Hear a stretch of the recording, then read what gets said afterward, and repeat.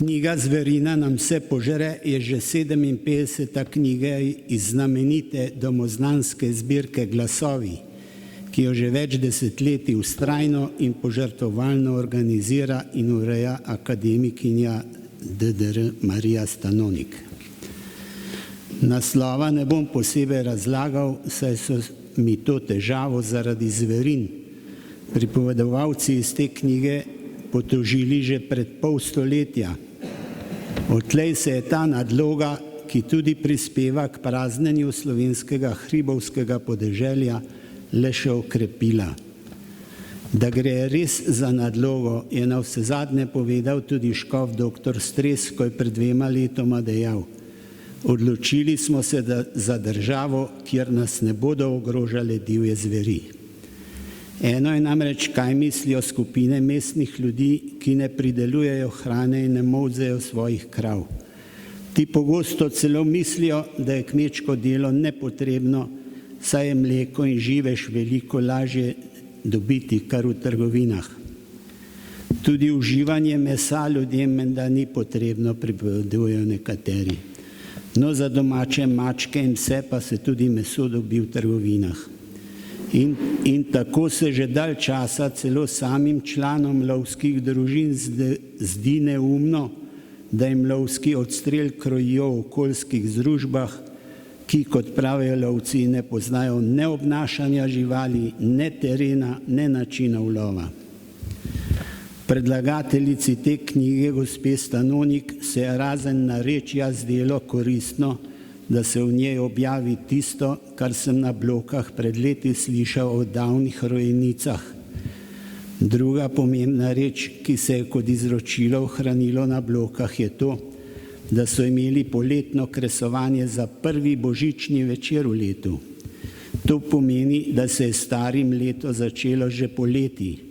Navsezadnje bi to morali že prej pričakovati, saj pomeni beseda leto, da gre za toplo obdobje. Tretja starodavna šega je peka zimsko-božičnega kruha poprtnika, župnika, župnaka. Njegovo tudi tu na Blokah v Hočevju in Loški dolini ohranjeno imenovanje po starodavni upravni enoti župa dokazuje, da je to vsaj 1400 let stara staroslovenska daritvena šega, nekoč v čast in posladek nekdanjim slovanskim božanstvom. Take starine so všeč zdajšnjim razpravljavcem o staroverstvu. V časniku Delo je 3. septembra 2019 Marko Hren,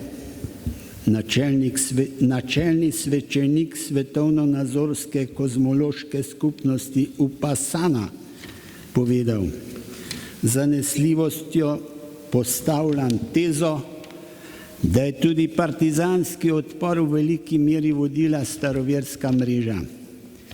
Torej naj bi šlo kar za izpred krščanstva ohranjeno mrežo starovercev v Sloveniji.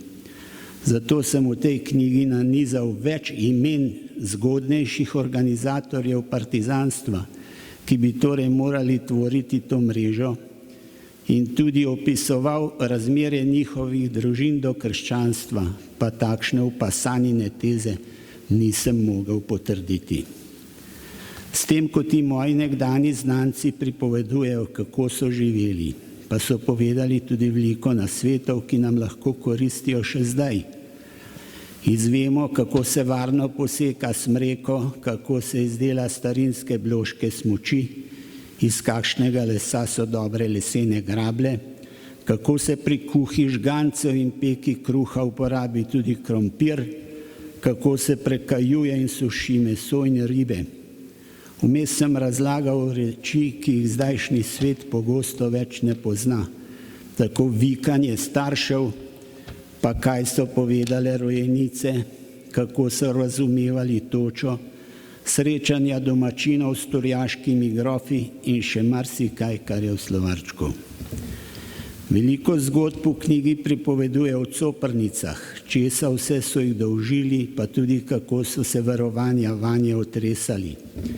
Najprisrčnejša je tista pod številko 76, ki jo je povedala Dunčeva Anca z Knežje Nive. Ta je bila tudi zelo redka ženska v Sloveniji, ki je sama lovila polhe. Povedala je, da je bil njen oče na semnu na Blokah kupil manjšo mlado kravico in so jo potem doma lepo krmili. Toda kravica je dajala le čisto malo mleka. Ancina mama je zato mislila, da jo po noči molzejo coprnice. Šla je po svojo polsestro, ki da je znala zagovor zoper coprnice. Res sta prišli v hlev, kadili žegni in molili, ter pazili, da ne bi kdaj nehote rekli amen, ker da bi potem krava krepala, crknila. Vendar je bil njun trud zaman, kaj tudi po tem obredu krava ni imela kaj več mleka, kot ga spije mačka ali pa kot ga je potrebno za kuho močnika. Šele Ancin oče je neko opoldne nenadoma ugotovil vzrok tega coprništva. Kaj je ugotovil, pa predlagam, da si preberete sami.